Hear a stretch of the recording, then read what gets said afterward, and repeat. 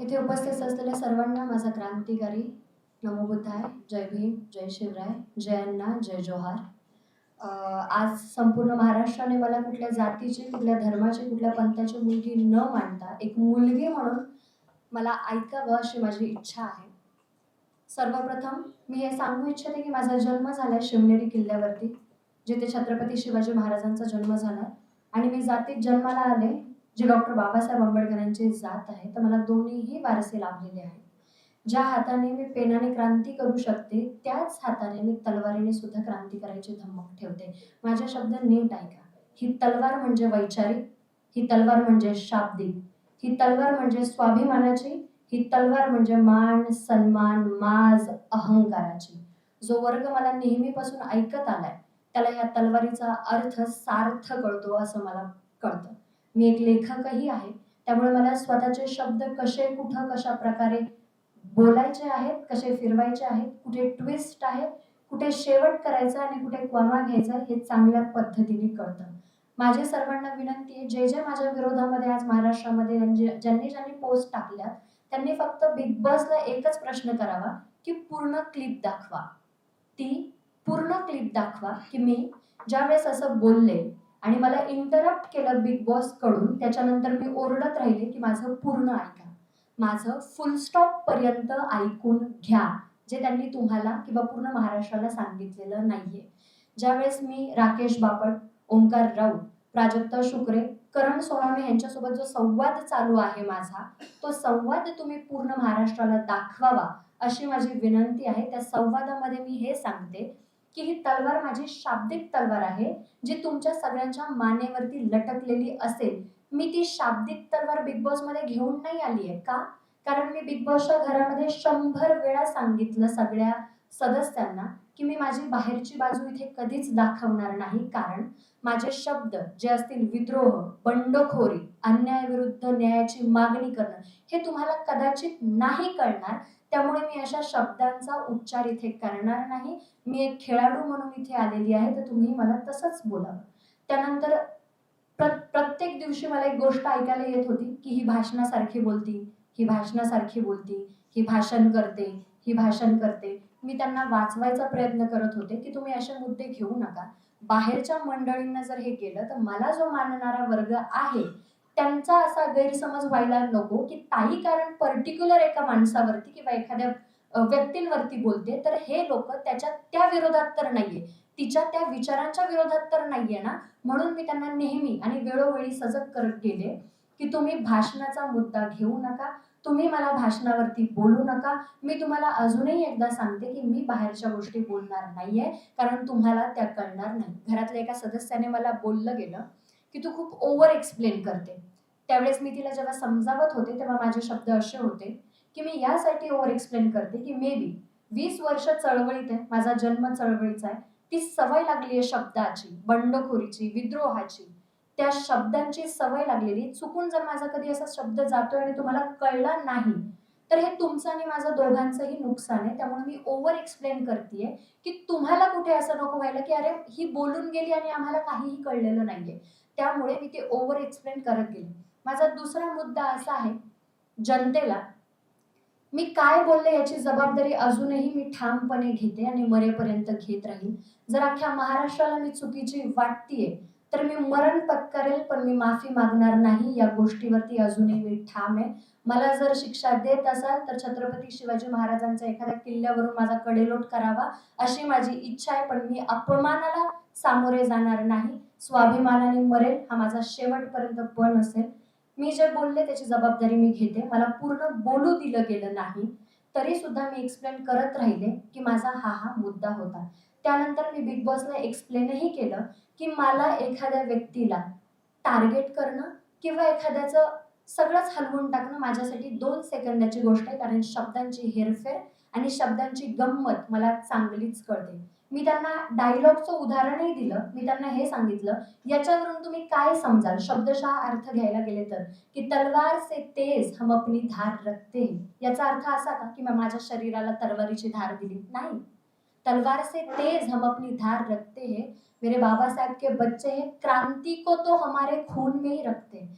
हे उदाहरण देऊन मी त्यांना स्पष्ट करत होते की क्रांती को हमारे खून में रखते, याचा अर्थ आम्ही एवढे माणूस म्हणून सजग आहोत की जिथे जिथे अन्याय होईल तिथे तिथे न्यायाची मागणी करण्यासाठी आम्ही उठले जाऊ. मग कुठल्याही धर्मावरती हो, कुठल्याही पंथावरती हो किंवा कुठल्याही माणसावरती हो, हा त्याचा अर्थ आहे. एखादा वैचारिक माणूस या गोष्टीला बरोबररित्या घेऊ शकतो, पण ज्या माणसाला चळवळ माहीतच नाही त्याला ह्या गोष्टी कळणारच नाहीये. त्यामुळे मी त्यांना 1000 वेळा सांगितलं की तुम्हाला माझ्या बाहेरच्या गोष्टी कळणार नाही, पण तुम्ही जर मला चिडीला लावताय, तुम्ही जर मला पोक करताय आणि जर तुम्हाला ऐकायचंच आहे तर मी बाहेर अशी बोलते की बाहेरच्या जगामध्ये मी सरकार म्हणून फिरते आणि हातात तलवार घेऊन फिरते. तर याचा अर्थ असा, मी जुन्नरची, तर आमच्या इथे बांगड्यांच्या आधी तलवार दिली जाते, शृंगारच्या आधी स्वाभिमान दिला जातो. स्वाभिमान आमच्यासाठी श्वासापेक्षा जास्त महत्वाचा ठरतो. ही जुन्नरची ओळख आहे, कारण आम्ही छत्रपतींच्या किल्ल्यामध्ये जन्माला आलोय. सर्व महाराष्ट्राला मी हे सांगू इच्छिते. तलवार घेऊन फिरतो म्हणजे खरी खरी तलवार घेऊन फिरायची गरज नाही. आपण संविधानाच्या देशामध्ये राहतोय. ती तलवार मी हेही बोलले की मी हे विसरणार नाही की कोणता माणूस माझ्याशी कसा वागला आणि ती तलवार कशी फिरली जाईल. याचा अर्थ तुम्ही जर वैचारिक आहात तर ती तलवार वैचारिक फिरली जाईल. तुम्ही जर शाब्दिक आहात तर ती तलवार शाब्दिक फिरली जाईल. तुम्ही जर स्वाभिमानाने असाल तर ती तलवार स्वाभिमानाने फिरली जाईल. तुम्ही जर मानवरती जात असाल तर ती तलवार मानेसाठी फिरली जाईल. हा त्या शब्दांचा अर्थ होता. तुम्ही ऐकूनच घेतला नाही आणि अर्ध सत्य तुम्ही जिथं महाराष्ट्राला सांगताय याचा अर्थ मी काय समजू. मग तुम्ही ती पूर्ण क्लिप दाखवावी. त्यानंतर त्यांनी असं सांगितलं की आम्ही तिला निष्कासित करतोय. त्यांनी मला निष्कासित केलेलं नाहीये. कन्फेशन रूम मध्ये मी माझं मत मांडले की मला हा गेम क्विट करायचा आणि मला घराच्या बाहेर जायचं आहे. का त्यांनी या गोष्टी सांगितल्या नाही महाराष्ट्राला की हे तिचं मत होतं आणि तिची इच्छा होती घराच्या बाहेर जाण्याची. तुम्ही जेव्हा अर्ध सत्य सांगताय ते किती घातक असू शकतं हे सर्व महाराष्ट्राने आत्ता बघितले. त्याच्यानंतर माझा दुसरा मुद्दा असा आहे की मी कुणालाही धमकी दिलेली नाहीये. मी कुणालाही असं बोललेलं नाहीये. धमकीचा अर्थ होतो की मी तुला तलवारीने मारीन, ती तलवार मी तुझ्या नरडीच्या आरपार करीन, ती तलवार मी तुझ्या पोटात घालीन किंवा मी तुला बघून घेईल, घरातून उचलेल, तुझं करिअर बर्बाद करीन. ह्या धमक्या आहेत. महाराष्ट्राने मला दाखवून द्यावं की अशा शब्दांचा कुठे मी उल्लेख केलाय. समोरून जेव्हा ते मला म्हणतात की तू ही धमकी देतीये का, कारण मी बाहेरच्या गोष्टी सांगत होते, तर ही जातीवाद्यांसाठी, मनुवाद्यांसाठी ही धमकीच ठरली जाते बाहेरच्या जगामध्ये. हा त्याचा अर्थ होतो. त्यानंतर मी त्यांना समजवायचा प्रयत्नही केला. त्यांनी समजलेलं नाहीये. यात माझी काहीही चूक नाही आणि मी अजूनही माझ्या मतावरती ठाम आहे. मी माफी मागणार नाही. माझ्या शब्दांचा अर्थ मला कळतो. माझ्या तलवारीचा अर्थ मला कळतो. ती तलवार कशी फिरली जाईल याचाही मला अर्थ कळतो. मी कुठेच असं बोललेली नाहीये की घरातल्यांवरती तलवार फिरली जाईल किंवा घरातल्यांवरती मी ती तलवार चालवेल. कुठेही असं नाहीये.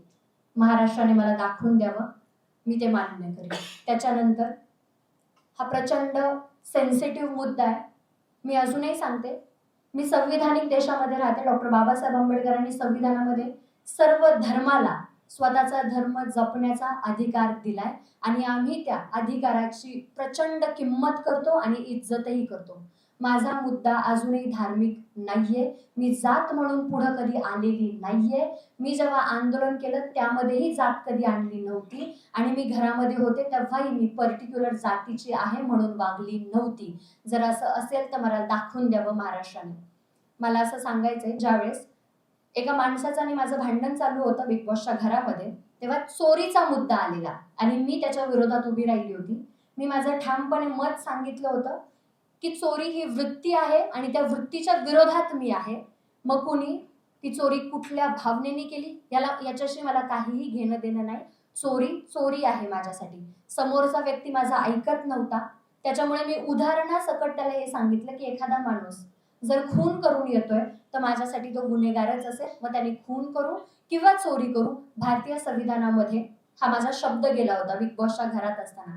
भारतीय संविधानामध्ये प्रत्येक गोष्टीला, प्रत्येक गुन्ह्याला एक आहे की तुम्ही शिक्षा आहे प्रत्येक गुन्ह्याला.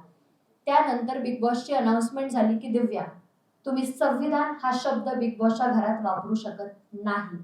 त्यानंतर मी त्यांना हे सांगितलं की रेफरन्स म्हणून मी सांगतेय सर, कारण त्यांना कळतच नाहीये.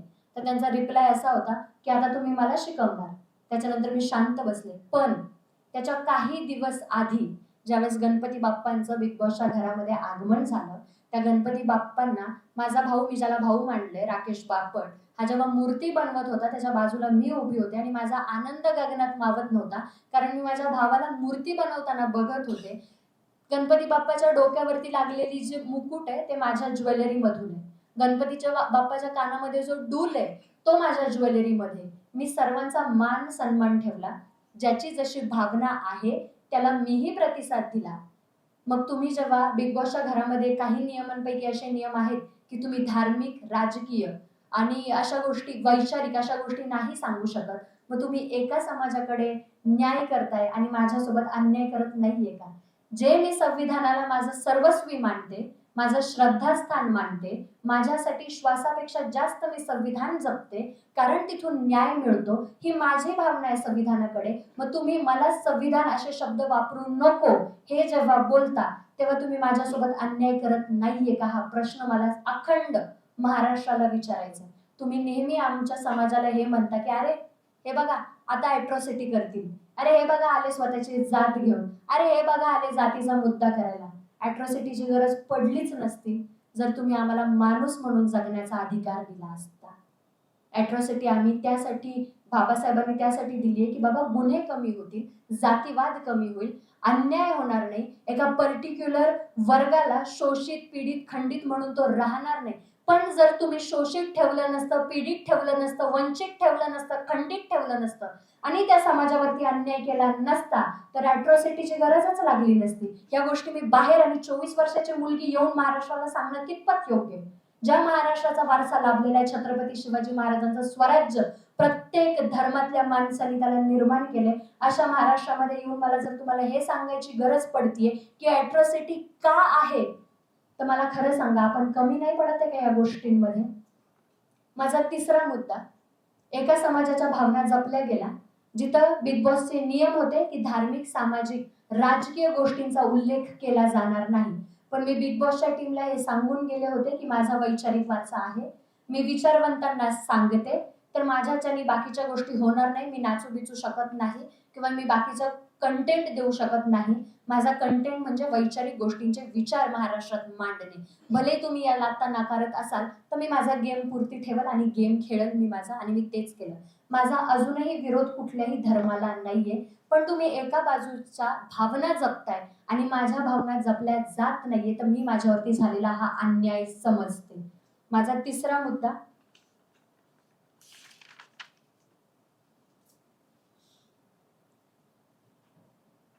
मी बाहेर आल्यानंतर अशा काही गोष्टी बघितल्या की बिग बॉसने कॅप्शन दिलं होतं कोंबडी, ते मला कोंबडी बोलले होते. जी मुलगी महाराष्ट्रात राहते, जिथं छत्रपती शिवाजी महाराजांनी दरबारात आलेल्या बाईला खण, नारळ देऊन रिटर्न पाठवलेलं आहे. आज एखादा माणूस माझ्याकडे बघतो आणि त्याच्या डोळ्यात जी इज्जत दिसते तर ती मी बघते की ही छत्रपती शिवाजी महाराजांनी शिकवलेली शिकवण आहे. अशा महाराष्ट्रामध्ये तुम्ही एखाद्या स्त्रीला कोंबडी म्हणून बोलवलं जातं, हे कितपत योग्य? त्यांनी असं लिहिलं होतं की इंग्लिश बोलणाऱ्या कोंबडीला तुम्ही हे शब्द माझ्यासाठी वापरणार आहेत. जी मुलगी डॉक्टर बाबासाहेब आंबेडकर, छत्रपती शिवाजी महाराज, अण्णाभाऊ साठे, राजश्री शाहू महाराज, महात्मा ज्योतिबा फुले यांचे विचारांचे तिच्या पद्धतीने, मी माझ्या पद्धतीने प्रचार आणि प्रसार करते, त्या मुलीला तुम्ही कोंबडी म्हणून बघताय, तर या गोष्टीला महाराष्ट्राने निषेध का नाही केला? या गोष्टीला महाराष्ट्र पुढे का नाही आला? हाही माझा मुद्दा आहे. माझा सर्वात महत्वाचा मुद्दा, काही लोक पुढे येतात आहे आणि असं म्हणतात आहे की संविधान आणि तलवार एक सोबत चालली जाणार नाही. मी या गोष्टीला मान्य करत नाही. मला दोनही वारसे लाभले, ते पेनाचा सुद्धा आणि तलवारीचा सुद्धा, आणि मी ते दोन्हीही संस्कार मरेपर्यंत महाराष्ट्राला दाखवणार आणि मरेपर्यंत ते दोन्ही संस्कार मी घेऊन चालणार. एका हातात तलवार असेल, अजूनही सांगते, तलवार असेल, माझ्या हातात तलवार असेल, वैचारिक, शाब्दिक, सन्मानाची, स्वाभिमानाची, मानाची असेल.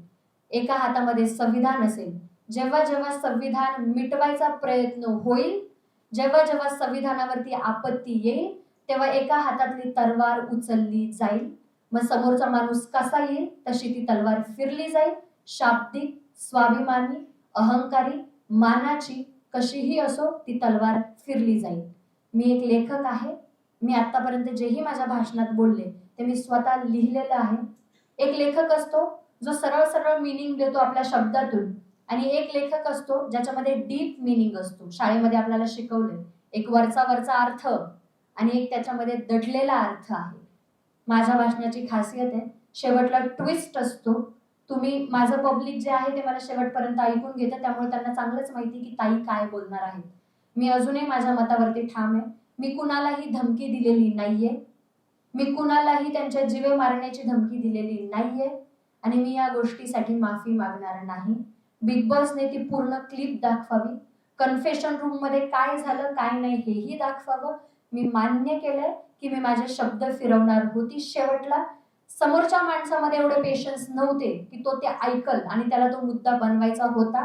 त्यांनी तो बनवला आणि ज्या ज्या महाराष्ट्रातील लोकांनी माझं समर्थन केलं या गोष्टीबद्दल मी त्यांची आयुष्यभर ऋणी राहील.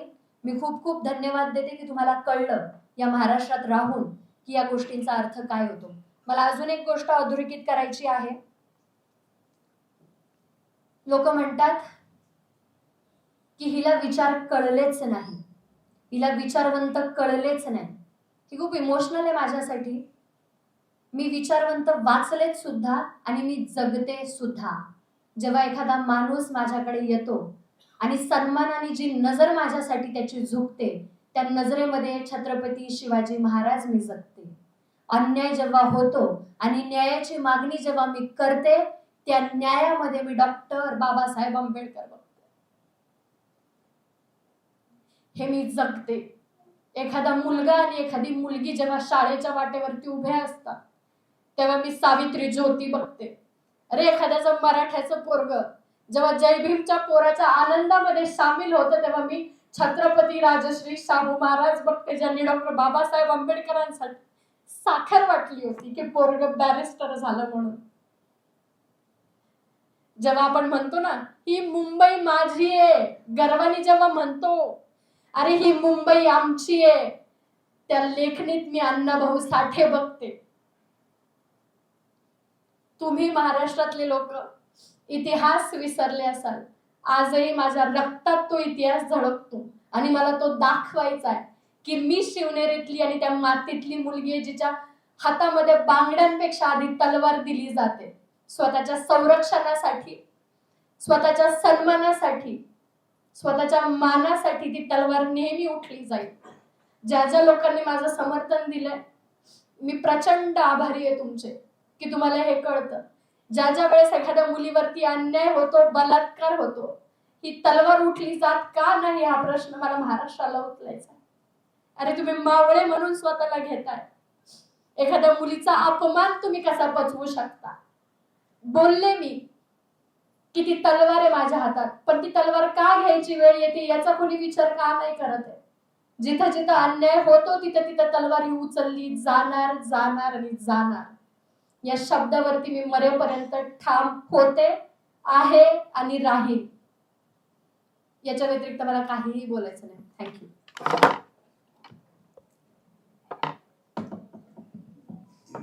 दिव्या शिंदेच्या डोळ्यात जे अश्रू आले ते कमजोर म्हणून नाही आले, ते त्यांना मदत करणाऱ्या त्यांच्या पाठीशी उभे राहणाऱ्या सर्व महाराष्ट्रीयन माणसांच्या कृतज्ञतेपोटी आले, हे कृपया लक्षात घ्या. दुसरी गोष्ट, आपण प्रश्न उत्तरे सुरू करणार आहोत त्याआधी एक आमच्या जनसंघटनांच्या वतीने, चळवळीच्या वतीने आम्ही अशी मागणी करतो की हे जे चॅनल आहे कलर्स चॅनल, या चॅनल्सने त्या बिग बॉसच्या सगळ्या जे काही मॅनेजमेंट असेल, प्रमुख असेल, त्यांनी त्या कार्यक्रमात संविधान शब्द का उच्चारायचा नाही हे स्पष्ट करावं. तुमचं बाकीचं सगळे थेरं नाटकं आम्ही चालून घेऊ, पण संविधान उच्चारायचं नाही असं जर कोण म्हणत असेल तर त्याला त्याच्याच भाषेत त्याच्या पद्धतीने महाराष्ट्रातून उत्तर दिलं जाईल, हे त्यांनी लक्षात घ्यावं. आणि लवकरात लवकर त्या चॅनलने दिव्या शिंदे यांची माफी मागावी, त्यांच्यासोबत केलेल्या भेदभावाबद्दल ती माफी मागावी आणि एकूणच जो अन्याय अशा तऱ्हेच्या लोकांवर यापुढे केला जाणार नाही असा शब्द त्या चॅनलने दिला पाहिजे, खास करून बिग बॉसने दिला पाहिजे. बिग बॉस मधली सगळीच माणसं वाईट असतील असं आम्हाला म्हणायचं नाहीये, पण जे पण करते आहेत, म्हणजे जेव्हा दिव्या शिंदेना असा प्रश्न विचारतात की हे तू मला शिकवणार का, हा जो उद्दामपणा आहे, हा जो माज आहे, तो आवरला गेला पाहिजे असं आमचं म्हणणं आहे. आम्ही काही दिवस वाट बघू आणखी पुढे काय करताय, पण आम्ही वाट बघून काही निर्णय कृतीवर येण्याआधी चॅनलने, बिग बॉसने याचा खुलासा करावा. सर्व मीडियाने आमच्या म्हणजे दिव्या शिंदे यांच्याकडून अपेक्षा व्यक्त केली होती की काय झालंय नेमकं त्यांनी ते महाराष्ट्राला सांगावं. त्यांनी ते महाराष्ट्राला आता सांगितलेलं आहे. त्यामुळे आम्ही आता चॅनलला विचारतोय की तुमचं म्हणणं काय याच्यावर, ते त्यांनी उत्तर दिलं पाहिजे आणि सर्व मीडियानेही तो प्रश्न उचलावा, विचारावा चॅनलला, अशी आमची अपेक्षा आहे. तर आता मला अजून एक मुद्दा सांगायचा आहे की ज्यावेळेस ते मला म्हटले की संविधानाचा उल्लेख करू नका, मी संविधानाचा उल्लेख यासाठी केला होता की ते संविधान भारताचं आहे, ज्याला कुठली जात नाहीये, ते धर्मनिरपेक्ष आहे, या भावनेतून मी तो शब्द उच्चारला होता. तर जेव्हा तुम्ही असं म्हणताय की संविधान तुम्ही शब्द वापरू नका, तेव्हा तुम्ही पहिली गोष्ट एक अधोरेखित करताय की तुम्ही अजूनही समजताय की ते संविधान एका जातीचं आहे, एका जातीचं आहे, हे अजूनही तुम्ही अधोरेखित करताय, कारण तुम्ही मला तो शब्द उच्चारू दिला नाही. दुसरी गोष्ट, तुम्ही त्याचा स्वीकार करत नाहीयेत हे या गोष्टींमधून सिद्ध होतं आणि त्याचं एक्सप्लेनेशन तुम्ही द्यायला हवं, कारण माझ्यासाठी संविधान हे श्रद्धास्थान आहे, ते कुठल्याही एका जातीसाठी नसून ते भारत देशाचं आहे. ठीक आहे, प्रश्न विचारू शकता तुम्ही. तुम्ही काही पत्र वगैरे देणार आहात का त्यांना? पत्र कशाला द्यायचं त्यांना, जे आहे ते सगळं सगळ्यांसमोर मांडलेलं आहे. चळवळीच्या वतीने सर ही पत्रकार परिषद चळवळीच्या वतीने आहे ना. हो, त्यांनी मला सपोर्ट केलाय, माझ्यासाठी उभे राहिले ते. आणि प्रथम पहिली गोष्ट अशी आहे की ज्यावेळी बिग बॉस हा एक वेगळा शो आहे, हे तुम्हाला आधी पण माहिती आहे. हो, पण एवढं असून सुद्धा तुम्ही तिकडे एंट्री कशी काय केली? मी त्यांना आधीच क्लिअर केलं होतं की मला यायचं नाहीये, कारण मी वैचारिक मुलगी आहे आणि मला महाराष्ट्राला जो इतिहास आहे तो सांगायचा आहे. त्यांनी मला सांगितलं या मंचाचा वापर तुम्ही असा करा की महाराष्ट्रातील जास्त लोकांपर्यंत तुम्ही तुमचे विचार सांगू शकता. मला जास्तीत जास्त लोकांना माझे विचार, माझा इतिहास मला सांगायचा होता. मला तो योग्य वाटला की कारण टेलिव्हिजन आहे आणि भरपूर लोक टेलिव्हिजन बघतात, तर एक चांगली संधी आहे माझ्यासाठी. भलेही तो कार्यक्रम कसा असू, पण माझ्यासाठी किंवा मी त्या कार्यक्रमाला कशी बघतीये, मला तो योग्य प्लॅटफॉर्म वाटला यासाठी की मी माझे विचार तिथे मांडेल. त्यानंतर मी त्यांना आधीच सांगितलं होतं की मी तिथे फक्त आणि फक्त माझे विचार सांगेन, पण त्यांनी माझा स्क्रीन टाइमच कमी केला.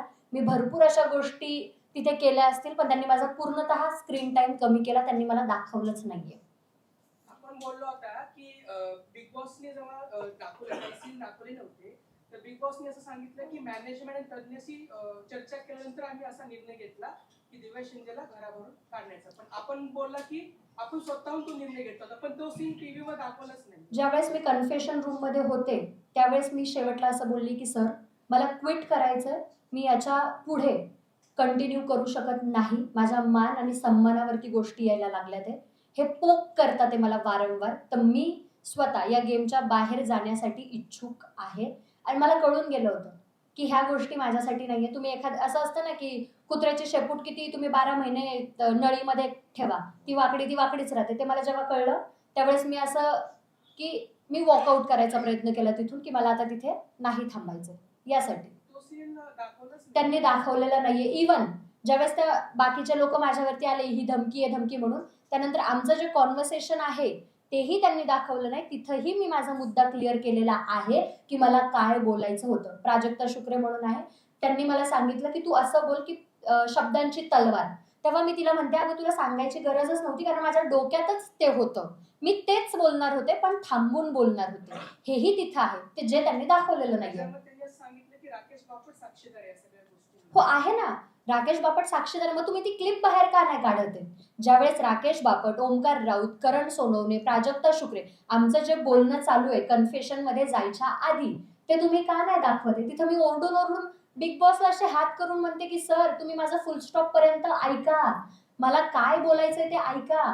ह्या अर्धच घेऊन पळाल्या ते. आणि मी राकेश बापट यांना म्हणती पण आहे की बघ यांना ऐकायची सवय नाहीये, ह्या अर्धच घेऊन पळतात ते. आणि मला या गोष्टीचा चांगला एक्सपिरियन्स आहे की ह्या अर्धच करणार आहेत. तिला ट्रिगरच झालंय ते. तू पूर्ण तर ऐक समोरच्या माणसाचं, जोपर्यंत तू पूर्ण ऐकत नाहीये तू कशा आरोप करू शकते?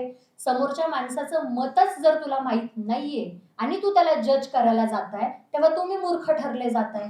यात माझी काही चूक नाहीये. या निर्णयाला राकेश बापट इतर सदस्यांनी विरोध दर्शवलाच नव्हता. जेव्हा आम्हाला टीव्हीचा सीन दाखवला त्यांनी माझ्या गोष्टीला विरोधच दर्शवला नाही, कारण मी क्लिअर होते त्यांना की मी हे बोलणार होते.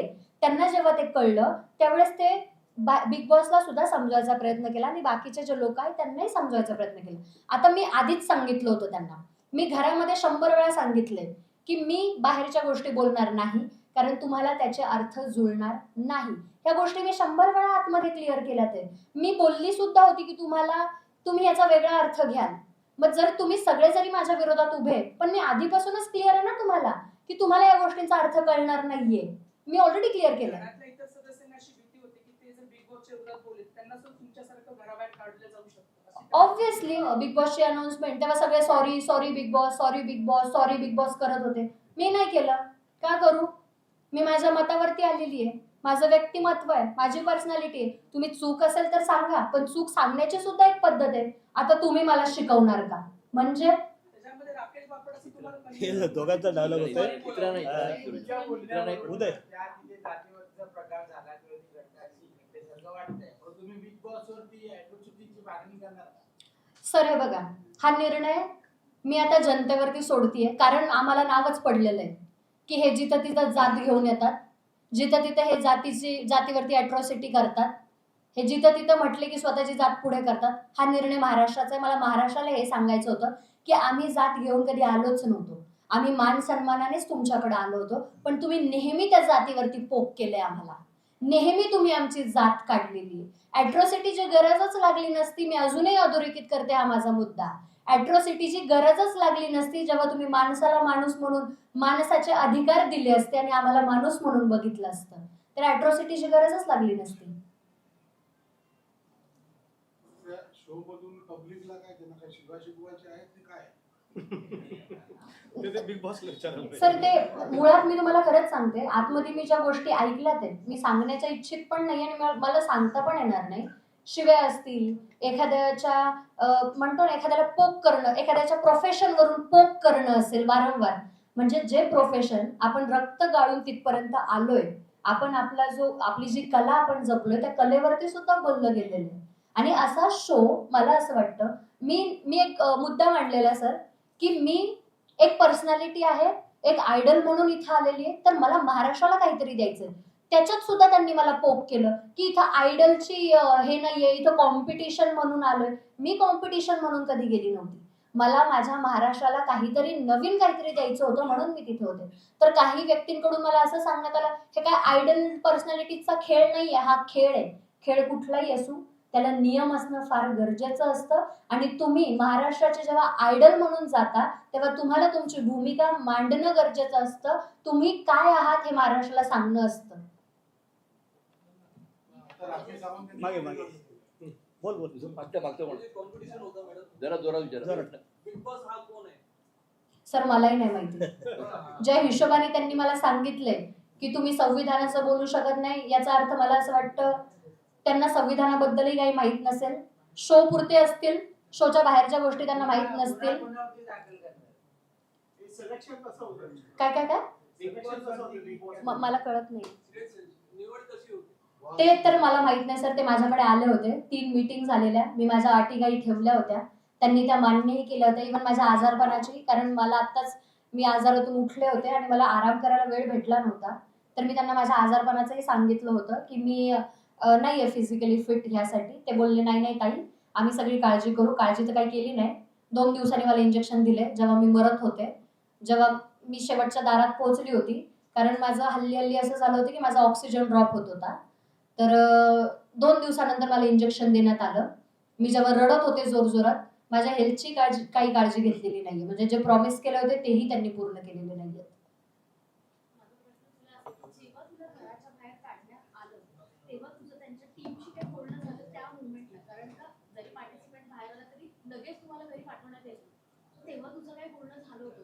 माझं बोलणं झालं होतं, पण जे आहेत तिथले, आता मला त्यांची नावं तर नाही सांगता येणार, माहीत पण नाहीये. त्या लोकांचं असं होतं की कशाला ताई तुम्ही बोलले, का बोलले, तुम्ही रनर अपच्या ह्याच्यामध्ये होते, सगळ्यात जास्त मत तुम्हाला होतं, तुमच्या बरोबरीला सुद्धा मत नव्हतं कुणाचं, अर्ध्याला अर्ध सुद्धा वोटिंग नव्हते, तुमचा म्हणजे ह्या सीझनचा टीआरपी तुमच्यामुळे, जो 6 सीझनला जेवढा टीआरपी नव्हता आणि ज्यांच्या फिनालेला टीआरपी नव्हता तो पहिल्या आठवड्यात टीआरपी होता. तर तुम्ही असं का केलं? तर मी तेव्हाही त्यांना समजून सांगत होते की बाबा तू जर मला पूर्ण ऐकतच नाहीये आणि तू तुझं मत देतोय तर मी तुला उत्तर नाही देऊ शकत या गोष्टीमध्ये. तू मला ऐक तर खरं. एक असतं ना की तुम्ही एखादा वक्ता ऐकताय तर तुम्ही फुल स्टॉप पर्यंत ऐकून घेत असता. आता जसं आपलं झालं, तुम्ही मला ऐकून घेतलं आणि त्यावरती तुम्ही प्रश्न केले. तुम्ही जर मला मध्येच हटकलं असतं तर ना तुम्हाला कळलं असतं ना मला कळलं असतं. हा गोंगाट काहीतरी वेगळाच चालू झाला असता. ऐकणं प्रचंड गरजेचं आहे. ज्याला बोलायचंय त्यांनी ऐकणं प्रचंड गरजेचं असतं. तुमची जी मानहानी झालेली आहे त्या संदर्भात तुम्ही कायदेशीर कारवाईची मागणी करणार का? सर हे बघा, त्यांना आता आपण टाइम देतोय. एक तर तुम्ही ते सगळे फुटेज बाहेर काढा. माझ्या इज्जतीवरती जे आलंय ते तुम्हीच एक तुमच्या लेवलला जर असेल, एक सहमतीने जर होत असेल तर ठीक, पुढची कारवाई मग बघून घेऊ. बिग बॉसचा उद्देश काय, त्या चॅनलचा उद्देश काय? सर अंदाज अंदाज संबंधित प्रश्न विचारायचे.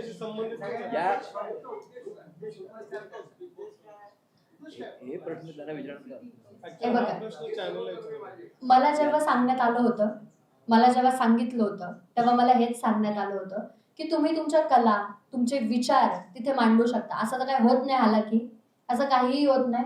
भलताच माणूस बाहेर निघून येतो, महाराष्ट्र मग त्याच्याच मागे लागला असतो की अरे हे असं काय, ही भांडती, अरे ही हे बोलली, अरे ती ते बोलली. आणि जो माणूस खरंच आपले मत मांडायला तिथे येतोय त्याला ते मत मांडू देत नाही, त्याच्या फुटेजच कट करतो, मग ते बाहेरच जाऊ देत नाही. मग असं आहे. हा तुम्ही ज्यावेळी प्रभू शेळके सोबत तुमचं भांडण झालं होतं, प्रभू शेळके सुद्धा हा एक आपला बहुजन समाजाचा आहे, तर त्यांनी तुमच्यासोबत काही हे केलं का, डिस्कशन केलं का? सर कसं असतं असतं ना, आमच्याही जातीमध्ये मनुवादी विचारांचे लोक आहे. ही विचारधारा आहे. जातीचं काही घेणं देणं नाहीये इथं. जातीचं घेणं देणंच नाहीये. विचारधारा कुठेही पनपते, मनुवादी विचारधारा कुठेही पनपते. ती आमच्याही जातीत आहे. मी तर खरं सांगते, आमच्याही जातीत मनुवादी विचारधारा आहे. याचा जातीशी काहीही संबंध नाही. पण याचा जातीची काहीही संबंध नाही. पण मी तिथं जी गेली होती ते मी प्रॉपर वैचारिक विचारवंतांना सांगणारी मुलगी म्हणून गेली होती. मी कुठली सेलिब्रिटी म्हणून गेली नव्हती. बाकीचे आले असतील सेलिब्रिटीज म्हणून, पण मी एक महाराष्ट्राची लाडकी, महाराष्ट्राची वाघीण आणि वैचारिक मुद्द्यांवरती आणि जे ज्वलंत मुद्दे त्याच्यावरती भाष्य करणारी मुलगी म्हणून मी तिथं गेले होते. मी कुठली जात, धर्म, पंथ घेऊन तिथं गेली नव्हती. आता तुम्ही जे नाव घेतलं, मला खरंच माहित नव्हतं ते काय आहे, पण त्यांचं आणि माझं असं काहीही बोलणं झालं नाही. हिराणी सर, हा. हे लोकांचा सिनेमा चळवळ, ही चळवळ बिग बॉस हा शो बंद करण्याची मागणी करणार आहे का? नाही सध्या तरी नाही, सध्या तरी आमचं तसं काय म्हणणं नाहीये. कोण फोटो भरत असेल त्यांना भरू दे, आमचं त्याच्यावर काही म्हणणं नाहीये. आमचं म्हणणं आहे, मी मगाशी स्पष्ट केलेलं आहे की लोकांचा सिनेमा चळवळ म्हणून आम्ही अशी मागणी करतोय. ते संविधान हा शब्द का नाही उच्चारायचा, का नाही त्याला हे त्यांनी आधी स्पष्ट केलं पाहिजे. कारण त्यांनी त्याचा खुलासा केला पाहिजे. संविधान विरोधी लोक म्हणजे देशद्रोही लोक म्हणजे ते चॅनल त्या देशद्रोही विचारांसाठी जर काम करत असेल तर त्याच्यावर काय करायचं पुढे येणारा काळ ठरवेलच. तुर्तास आम्ही त्यांना वेळ देत आहोत की त्यांनी याची स्पष्टीकरण करावं, खुलासा करावा की ते संविधानात का नाही म्हणतात. हा एक. दुसरं, दिव्या शिंदेच्या बाबतीत जो भेदभाव करण्यात आलाय, जो पक्षपात करण्यात आलेला आहे, त्याच्यावर त्यांचं आता काय म्हणणं आहे. म्हणजे मग चळवळीच्या पद्धतीने उत्तर द्यावं की ते लगेच उत्तर देणार आहेत, हा प्रश्न आहे. आणि माध्यमांनी ते दिव्या शिंदेना विचारलं की तुम्ही नेमकं काय झालं, तर त्यांनी ते सांगितलेलं आहे. आता माध्यमांनी चॅनलला विचारावं की त्यांचं म्हणणं आता काय आहे. कोंबडी बोलणं एकदम ते मग अशा याचे उत्तर द्यायला आमच्याकडे भरपूर लोक आहेत, कार्यकर्ते आहेत, मित्र आहेत, ते उत्तर देतात. एक मुद्दा असाही आहे की मी बाहेर आल्यानंतर एक व्यक्तीची बाईट बघितली ज्याच्यामध्ये त्या म्हणतात आहे की मला माहित नव्हतं दिव्याचं बॅकग्राऊंड काय, मला खरंच माहित नाही या शब्दांचा अर्थ काय होतो, तुम्ही मला सांगा, मलाही कळू द्या. त्यांचं असं स्टेटमेंट आहे बिग बॉसला की आम्हाला माहित नाही दिव्याचं बॅकग्राऊंड काय. म्हणजे जो व्यक्ती एखाद्या व्यक्तीला तुझं करिअर बर्बाद करेल, जेव्हा पॉइंट आउट करून बोलतो ती धमकी नसते. तो माणूस 2 दिवस टेन्शन मध्ये आहे की ही काय करणार आहे, आणि त्याच्यानंतर कन्फेशन रूम मधून आल्यानंतर त्यांचे सेंटेन्स बदलले जातात की जोपर्यंत तू घरात आहे तोपर्यंत मी तुझं आयुष्य बर्बाद करीन. म्हणजे एखाद्याने हापापूनच मरायचं का की हा काय करणार आहे म्हणून. मग ते घरात असो किंवा बाहेर असो, करिअर बर्बाद करीन याचा प्रचंड वेगळा अर्थ होतो जसा मला समजतो. मग समोरचा व्यक्ती काहीही करू शकतो त्यासाठी. मग तुम्ही जेव्हा क्लॅरिफिकेशन देता 2 दिवसानंतर की माझं असं होतं की खेळामध्ये मी करिअर बर्बाद करणार किंवा काय करणार, ही धमकी वाटत नाहीये. ही धमकी कुणालाही वाटत नाही. आणि ज्यावेळेस समोरच्या माणसाकडून मला घराच्या बाहेर घेऊन आल्यानंतर हे येतं की मला दिव्याचं बॅकग्राऊंड माहित नव्हतं, याचा अर्थ काय होतो नेमकी. म्हणजे तुमचा पॉइंट जातोय कुठं मला अजूनही कळत नाही. तुम्हाला जातीवरच जायचंय का. मला महाराष्ट्राला हे सांगू इच्छिते, ही माझी जबाबदारी आहे. हे इथे बसलेल्यांची कुणाचीच जबाबदारी या शब्दांची, ही माझी जबाबदारी. जर तुम्हाला जातीवरच जायचंय तर आम्हाला तसं सांगून ठेवा, मग आम्ही जातीवरच जाऊ. खरंच सांगते, आम्ही वैतागलोय, अक्षरशः वैताग आलाय या गोष्टींचा की पेज उघडलं की नुसतीच जात दिसतीये, कुठं काही करायला गेलं की नुसतीच जात दिसतीये. कुणी चांगल्या मार्कांनी पास झाला, अरे आरक्षण भेटलं असेल, अरे कुणी याच्यामध्ये आला, अरे हा अॅट्रॉसिटी टाकेल. तुम्ही आम्हाला माणूस म्हणून कधी वागवणार आहे. तुम्ही आम्हाला त्या जातीच्या पलड्यात न ठेवता बाहेर आम्हाला माणूस म्हणून कधी वागवणार आहे. आणि मग तुम्ही आमच्याकडून ही अपेक्षा करा की हे जातमध्ये, आम्ही जातमध्ये कधी आणलेच नाही. तो आमचा स्वाभिमान आहे हे नक्की, पण आम्ही त्या गोष्टी वारंवार मध्ये घेऊन नाही आलोय. आंदोलनं असू, प्रत्येक माणसासाठी पॅन्थरने आंदोलनं केलेली आहेत, प्रत्येक धर्मासाठी आंदोलनं केली. आमचा मोटोच आहे की जिथं जिथं अन्याय होईल तिथे तिथे न्यायाची मागणी करू. मग कुठल्याही जातीसाठी असो, कुठल्याही धर्मासाठी असो, कुठल्याही पंथासाठी असो. मग आम्ही आमच्या कधी जातीवरती खेळलोच नाहीये. मग तुम्ही का हा वारंवार मुद्दा आणताय. आणि राहिल्या गोष्टी माझ्या बॅकग्राऊंडच्या, तर प्रचंड भारी बॅकग्राऊंड आहे माझा, ज्या बॅकग्राऊंडला छत्रपती शिवाजी महाराजांचे विचार, डॉक्टर बाबासाहेब आंबेडकरांचे विचार, अण्णाभाऊ साठेंची लेखणी, महात्मा ज्योतिबा फुलेंची कणखर लेखणी, राजश्री शाहू महाराजांची मैत्री, इतक्या सगळ्या गोष्टी लाभलेल्या आहेत. बिरसा मुंडांसारखे विचार आम्हाला लाभलेत. हेच माझं बॅकग्राऊंड आहे. मला अजून एक गोष्ट महाराष्ट्राच्या जे माझ्या वयातले मुलं आहेत त्यांना सांगायचे, बघ मित्रांनो आणि मैत्रिणींनो, इतिहास विसरून चालणार नाही. इतिहास विसरून चालणार नाही. 4 ओळी मी त्यांच्यासाठी लिहिल्या होत्या, ज्या मी तेव्हाही बोलले. बिग बॉसच्या घरामध्ये त्यांनी त्या दाखवल्या नाही की मर्द रांगडा मातीचा तू, स्वाभिमानी मूल निवासी आहे.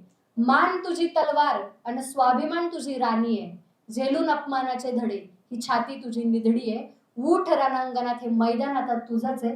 फरक फक्त इतकाच, ही लढाई तुझी तुझ्याशीच आहे. हे आपल्या लोकांना कधी कळणार आहे.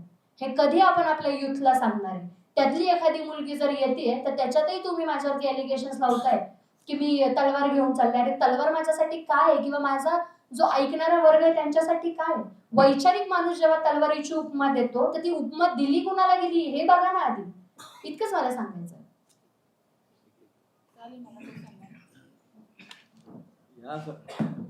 या सगळ्या कल्चरल इंडस्ट्रीमध्ये या सगळ्या चॅनल्स आणि याचं आपण बघतो की ही दिव्या शिंदेचं आता प्रकरण हे आलेलं आहे.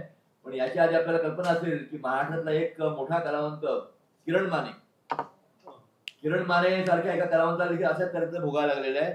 आणि त्यांना देखील जसं आता दिव्या म्हणाली की करिअर बर्बाद करण्याची गोष्टी, हे किरण मानेला देखील त्या त्यांना सांगितलं गेलं.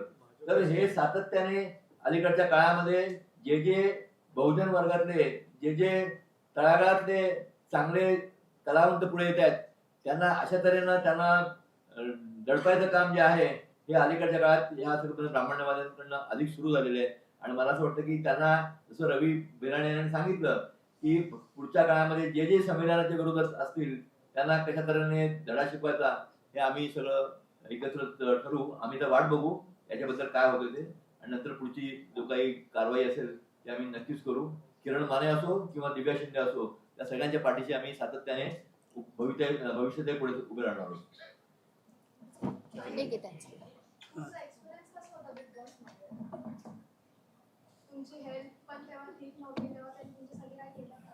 त्यांनी 2 दिवसांनी इंजेक्शन दिलं.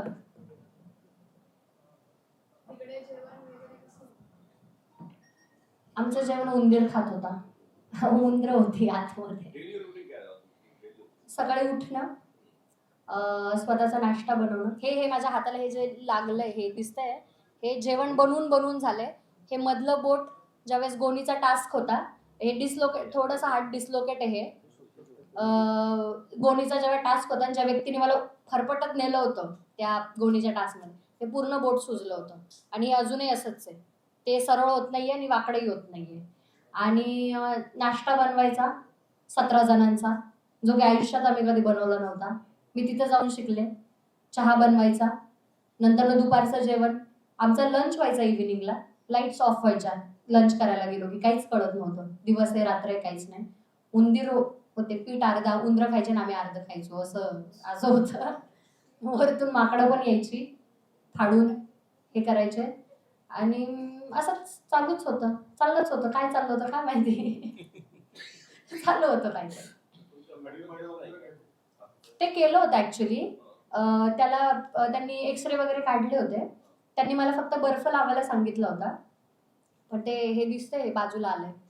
आता बर्फावरती तर ते नसतंच झालं, ते बाजूला. आणि हे जे दिसतंय तर हे चटके बिटके लागलेले आहेत पूर्ण हातांना, मांडी, गुडघे सगळे काळे निळे झालेले आहेत. आता ज्या माणसाची तब्येत आहे त्याच्यासोबत मला आणि तो मला खेचत घेऊन चाललाय, तरी सुद्धा मी ती गोणी त्याच्याकडून आणली. आम्ही जेव्हा सेवकचा टॅग होता माझ्याकडे, 4 दिवस मी प्रचंड भांडी, स्वयंपाक, लंच, डिनर, 60-60, 50-50 चपात्या एक वेळेसच्या मी केल्या. ते दाखवलेलं नाहीये, तो विषय वेगळा. ते कुठंच दाखवलेलं नाहीये. आणि मग एकाच व्यक्तीची प्रशंसा करायची की त्याने सगळं घर स्वच्छ ठेवलंय, म्हणजे बाकीचे तिथे फक्त नाचतच होतो आम्ही कपडे बिपडे घालून. आम्ही काहीच केलं नाहीये. जसं अर्धे लोक जे आता बाहेर आहेत, सगळ्यात जास्त काम त्यांनी केलंय. म्हणजे काही लोक आहेत, आता रिसेंटली एक मुलगा बाहेर आलाय, त्याने तर तो तर किचनमध्येच असायचा. लंचला पण तोच, ब्रेकफास्टला पण तोच, डिनरला पण तोच, पण त्याचं काहीच दाखवलं नाही. आम्हीही कामं केली, ते हाताला भाजेपर्यंत, डाग वगैरे येईपर्यंत, पण तेही दाखवलं नाही. पूर्ण क्लिप कट करत गेले. एकाच व्यक्तीची प्रशंसा केली आहे असं मला वाटतंय. आणि मग असं असतं की ना, की बायस्ड दिसतं, बायस्ड तसं दिसतं. मग आहेच तर मग आम्हाला कशाला बोला, आधीच सांगा आम्हाला, आम्ही याला विनर करणार आहे, तुम्ही फक्त कटपुतली म्हणून आजूबाजूला वावरायचे. आम्ही तसं केलं असतं. काय काय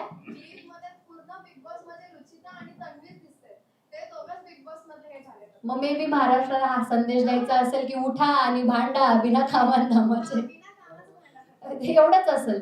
आणि बाकीचे जे लोक होते, जे जसं राकेश बापट असतील, वैचारिक माणूस आहे, शांत असतो पण शांतीत क्रांती असते, ते दाखवता नाही आलं. ओंकार राऊत असतील, प्राजक्ता शुक्रे असतील, करण सोनवणे असतील, एक कॉन्टेंट आहे प्रत्येकाचा वेगवेगळा. प्रत्येकच माणूस हातात बांगड्या बिंगड्या सारून नाही भांडू शकत. एक वेळेस तुम्ही भांडू शकता, दुसऱ्याही वेळेस भांडू शकता, पण तिसऱ्या वेळेस असं असतं की बस, सकाळी जो टेप रेकॉर्डर सुरू होतो, जो संध्याकाळी झोपेपर्यंत चालू असतो, बस किती बोललात, कानातून रक्त यायला लागले आता पाणी. सर ऍक्च्युली मला हा मुद्दा ऍक्च्युली सांगायचा आहे. माझ्या आणि डॉक्टरांमध्ये काय बोलणं झालं हे तिसऱ्या व्यक्तीला कसं कळलं. मला त्यांनी झोपायला सांगितलं होतं की नाही, ऍक्च्युली मीच डॉक्टरला 4 वेळा म्हटली की मला आराम करायचा, मला उभं नाही राहत आहे, माझी बॅक पेन होती आणि मला पोटात दुखतंय, तर मला तुम्ही परमिशन द्या की मी लेटू याच्यावरती, बेडवरती, तुम्ही मला द्या. तर त्यांनी मला सांगितलं ठीक आहे, तुम्ही फक्त झोपा, पण झोपताना, डोळे जेव्हा झोपताना तेव्हा बिग बॉसला एकदा विचारा. तर मी त्यांना म्हटलं ठीक आहे. हे माझे शब्द आहेत, त्यांना काढायला लावा वाटलं तर, की मला जोपर्यंत स्ट्रेच होईल मी माझी बॉडी स्ट्रेच करल, मला जेव्हा नाही होणार त्यावेळेस मी बेडवरती पडेल. तर ह्या सगळ्या ज्या गोष्टी माझ्यात आणि डॉक्टरमध्ये झाल्या, त्या बिग बॉस, मी आणि डॉक्टर ह्यांनाच माहित होतात. तिसऱ्या व्यक्तीला कशा माहीत झाल्या याचा अर्थ तुम्हाला सांगितलं जाते आतमध्ये काय करायचंय काय नाही करायचंय. जसं की आहेत पर्टिक्युलर आहेत गोष्टी, मी अजूनही क्लिअर करते एक गोष्ट, कॅमेरा चालू आहेत म्हणून, मी कुठल्या धर्माच्या विरोधात नाहीये, मी फक्त माझ्यावरती झालेल्या अन्यायाचं सांगतेय. त्यांना जर घ्यायचंय देवांची नावं, तर मग तुम्ही रूलच असा ठेवू नका की धार्मिक गोष्टी नाही बोलल्या जायला पाहिजे. आणि मग बाकीच्यांकडून जर त्याचं उल्लंघन होतंय तर तुम्ही त्यांनाही सांगा आणि मलाही सांगा, हा अन्याय नाहीये. पण तुम्ही एखाद्या पर्टिक्युलर माणसावरती अन्याय नका करू. जर ते बोलतात तर ह्यांनाही बोलू द्या असं आहे. आमचं याच्यावरती अनेक वेळा बोलणं झालं. ज्यावेळेस बिग बॉसनी कन्फेशन रूम मध्ये बोलवलं तेव्हा जो ग्रुप दिसतोय ना, आरबी, प्राजक्ता शुक्रे, ओमकार राऊत, सोनवणे, करण सोनवणे आणि मी, आम्ही जे बोलतोय त्याच्यामध्ये मी त्यांना क्लिअर सांगितलं की मला काय बोलायचं होतं आणि आय वॉज लाईक की बिग बॉस माझं पूर्ण ऐकून घ्या, माझं पूर्ण ऐकून घ्या. या गोष्टीवरती मी अडलेली होते. ज्यावेळेस कन्फेशन रूम मध्ये मी गेले, ऑब्व्हियसली मला या गोष्टीचा अभिमानच असणार आहे, कारण माझी बोलीभाषा तशी आहे, कारण मी ती उपमा त्या गोष्टीला दिली आहे आणि मी लेखक म्हणून स्वतःवरती अभिमानच बाळगणार आहे. मला या गोष्टींचा अभिमानच आहे. हे तुमच्यावर आहे. सी, तुम्ही काय लावताय पेपरमध्ये सुद्धा किंवा न्यूजला सुद्धा हे तुमच्यावर आहे, हे माझ्यावर नाहीये. मी काय बोलले ह्याची जबाबदारी मी घेते. तुम्ही काय समजलं ह्याची जबाबदारी माझी नाही. तुम्ही माझ्याकडे जोपर्यंत येत नाही आणि हे विचारत नाही की तुझा हाच अर्थ होता का, आणि मग तुम्ही समाजाला जाऊन सांगता की नाही नाही तिचा तर तोच अर्थ होता, मी तिला विचारलंय जाऊन, मग तुम्ही क्लिअर असता. पण तुम्ही माझी बाजू न ऐकता, न माझी बाजू समाजाला दाखवता ज्यावेळेस तुम्ही मला तो टॅग देताय, so it's on you not on me. हे तुमच्यावर आहे, हे माझ्यावर नाही. आणि मी चुकलेली नाहीये. मी एक वैचारिक मुलगी आहे, एक लेखक म्हणून मला उपमा देता येतात आणि मी देते. आपले काही मित्रमंडळी जे वेगवेगळ्या संघटनांमध्ये, वेगवेगळ्या चळवळींमध्ये इथे काम करतात मुंबई महाराष्ट्रात, ते सुरुवातीला आपली भूमिका मांडतील. या सगळ्या आपल्या विषयासंदर्भात आजचा विषय आपल्याला सर्वांना बऱ्यापैकी माहिती आहे. आपल्यासोबत दिव्या शिंदे आहेत, ज्यांच्या नावावरून, ज्यांच्या एंट्री आणि एक्झिटवरून बिग बॉसमधल्या बरंच वादळ उठलेलं आहे महाराष्ट्रात. तर ते नेमकं काय, यांची भूमिका काय, आमची भूमिका काय, हे आपण आधी समजून घेऊ आणि त्यानंतर अर्थातच प्रश्नोत्तर आपण घेणार आहोत. अर्थात हे बिग बॉसचं घर नाही, हे पत्रकारांची पत्रकार परिषद आहे, त्यामुळे तुम्ही प्रश्न बिंदास विचारू शकता आणि दिव्या शिंदे त्यांच्या बिंदास स्टाईलने उत्तर देणार आहेत. तेव्हा आपण ही पत्रकार परिषद आता सुरू करू. सुरुवातीलाच मी आपले लोकांचे दोन संघटनेचे आमचे ज्येष्ठ नेते संजय शिंदे यांना विनंती करेन की 2 मिनिटात त्यांनी आपले संघटनेची भूमिका आणि इथे उपस्थित राहण्याचं कारण सांगावं.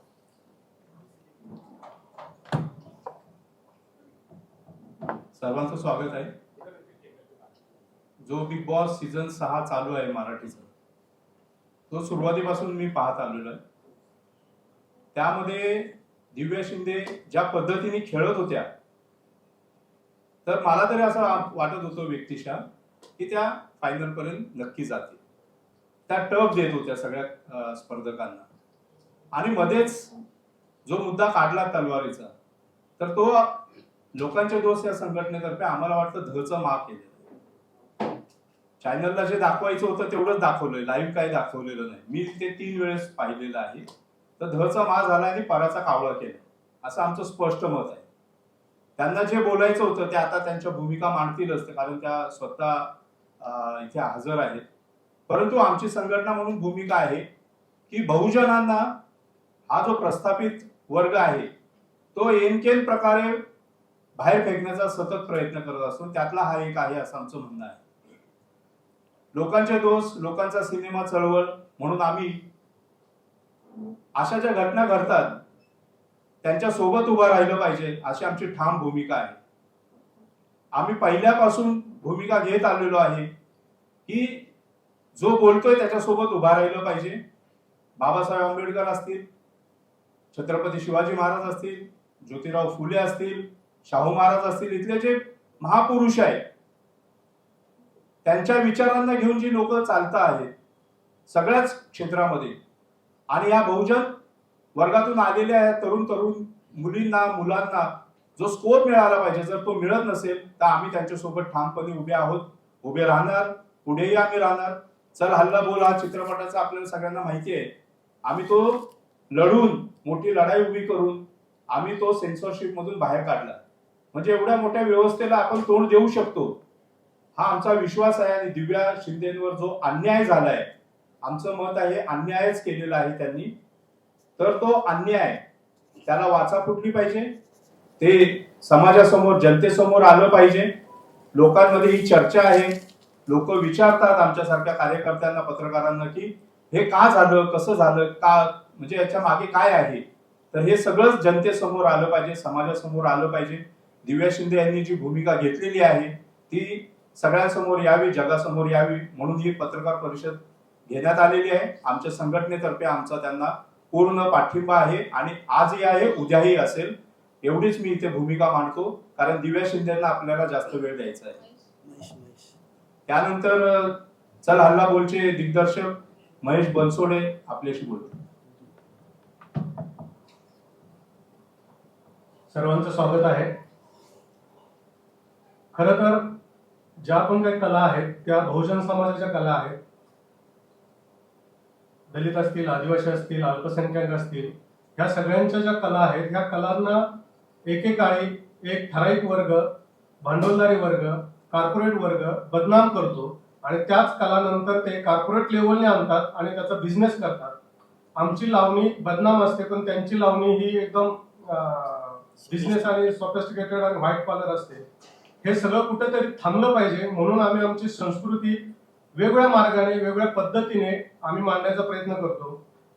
आम्हाला हे मेन स्ट्रीम वाले भांडवलदारी ब्राह्मण्यवादी मीडिया घेत नाही. कधी घेते? जेव्हा आमच्यात एखादा कलाकार किंवा आमच्यात एखादा कर्तृत्ववान माणूस मोठा होतो, त्याचे फॅन फॉलोअर्स वाढतात, की मग यांना वाटतं की आता ह्याचे फॅन फॉलोअर्स आपल्याला मिळायला पाहिजेत आणि मग ते त्यांना घेतात. घेतल्यानंतर काही दिवस त्यांचा वापर करून जेव्हा वापर संपतो त्या दिवशी त्या व्यक्तीला किंवा त्या कलाकाराला लक्ष केलं जातं आणि वेगवेगळ्या मार्गाने त्याला कसं बाहेर काढता येईल हे प्री प्लॅन केला जातो आणि त्या पद्धतीने आमच्या कलाकारांना बाहेर फेकलं जातं. आमचा मुद्दा हाच आहे की हा फक्त ह्या कार्यक्रमापुरता मुद्दा नाहीये. ह्या समाजामध्ये डॉक्टर बाबासाहेब आंबेडकर, महात्मा फुले, शाहू महाराज असे जे काय महापुरुष होऊन गेलेले आहेत, त्या विचारांना घेऊन जाणारे जे कलाकार असतील त्या कलाकारांना प्रश्न विचारण्यासाठी, त्यांना पाठिंबा देण्यासाठी आम्ही आमची जी चळवळ आहे, लोकांचा सिनेमा चळवळ आहे, लोकांचा दोस्त संघटना आहे, ही नेहमीच उभा राहणार आहे. आज दिव्या शिंदेचा जो मुद्दा आहे तो पूर्ण जगभर गाजतो आहे. आज माझे काही मित्र चल हल्लावरमुळे जे जगातले मित्र तयार झालेले आहेत त्यांचे प्रश्न आहेत की काय नक्की इथे घडलेलं आहे. तर आम्ही त्यांना सांगितले की आजचा जो पत्रकार परिषद होईल आणि त्याच्यामध्ये जे काय गोष्टी घडतील ते आम्ही तुम्हाला पाठवू, कारण हा विषय फक्त इथेच थांबणार नाहीये किंवा दिव्या शिंदेना त्या घरातून बाहेर काढले म्हणजे तो विषय थांबलेला नाही. ती आता आमची सुरुवात आहे आणि एकच कलाकारांसाठी आम्ही उभा राहणार नाही. असे प्रत्येक कलाकार जे आहेत की जे अशा अडचणींना तोंड देत आहेत किंवा त्यांच्यावरती दबाव आणला जातोय त्यांच्यासोबत आम्ही उभा राहणार आहोत. बाकी तिथे काय काय घडलेलं आहे त्याच्या संदर्भात दिव्या शिंदे तुमच्याशी बोलणार आहे.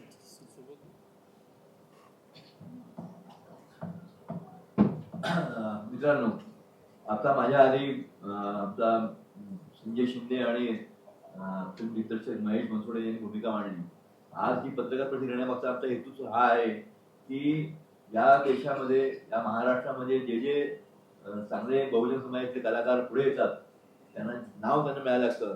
त्यानंतर आपल्याला माहिती आहे की आपण ज्या व्यवस्थेत जगतो ती व्यवस्था ही सगळी ब्राह्मणवादी व्यवस्था आहे आणि ते सातत्याने प्रयत्न करत असतात की आपल्या कलावंतांना, कलाकारांनी त्यांना त्यांचे पाय खेचायचे हे प्रयत्न सुरू असतात. आणि मला असं वाटतं की या देशामध्ये संविधानाची मूल्य जी आहेत ती महत्वाची मूल्य आहेत आणि आज दिव्या शिंदेनी तोच प्रयत्न केला होता. संविधानाच्या संदर्भातला संविधानाने दिलेले जे हक्क आहेत, संविधानाची जी मूल्य आहेत ती मूल्य कशी राहावीत तिच्यावर काहीतरी खोटे नाटे आरोप करून, जसं आता संजय शिंदे यांनी सांगितलं की तो तलवारीचा मुद्दा प्रत्यक्ष तिने काय म्हणाली आणि तिचं विकृतीकरण केलं गेलं हे मला वाटतं समजून घेण्याची खूप आज गरज आहे. आणि आज जसं महेश बनसोडेंनी किंवा संजय शिंदेने सांगितलं त्याचप्रमाणे मी अधिक वेळ न घेता, कारण आपल्याला दिव्या शिंदेना नेमकं काय घडलेलं आहे तिचं मनोगत हे ऐकणं हे सगळ्यांना पत्रकारांनी गरजेचं आहे.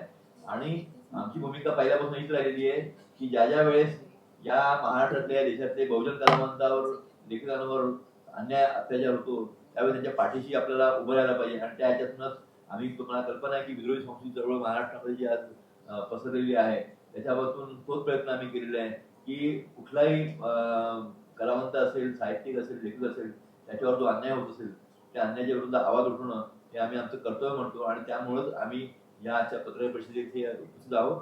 आणि दिव्या शिंदे ज्या संविधान मूल्यावर चालण्याचा प्रयत्न करत आहेत त्याच्यावर आमचा त्यांना जरूर पाठिंबा आहे आणि आम्ही त्याच्या सपोर्ट मी राहू एवढंच मी आता इथे सांगतो.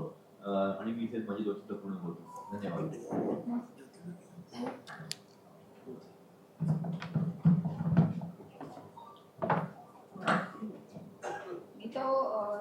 पूर्ण दिव्याबद्दल म्हणजे जेव्हा मी बिग बॉस जास्त बघत नाही पण बघितलं जेव्हा तुमचा मुद्दा ऐरणीवर आला आणि मग पूर्णपणे मी बघितल्यानंतर मला असं जाणवलं की तो पहिला आपण जेव्हा बघतो तेव्हा असं वाटतं की अरे खूप बोलणं वगैरे, पण नंतर तुम्ही नीट जर बघितलं किंवा त्या पूर्ण बिग बॉसची जी सगळ्या तिथे जे राहणारे लोक आहेत त्यांचं एक बघितलं तर बाकीचे इतर पण एवढं बोलतात आणि हिनी जो खरा धचा जे संजय शिंदे म्हणाले की जे वाक्य अर्धवट दाखवून ते दाखवलं आणि काय झालं, तलवारीची भाषा बोलल्यानंतर लोकांमध्ये चुकीची प्रतिमा दिव्या शिंदे यांची गेली आणि मला असं वाटतं की एक तरुण मुलगी म्हणून हे गैरसमज समाजामध्ये पसरू नये, कारण आता नंतर तुमचे मी व्हिडिओ बघितले किंवा इतर तर त्याच्यामध्ये पूर्णपणे तिची भाषा जी आहे ती संविधानिक आहे. तर मला असं वाटतं की बिग बॉस मध्ये बाहेर म्हणजे तिला काढण्याचं कारण हे चुकीचं मेसेज जाऊ नये, माझी ही भूमिका आहे आणि त्यामुळेच हा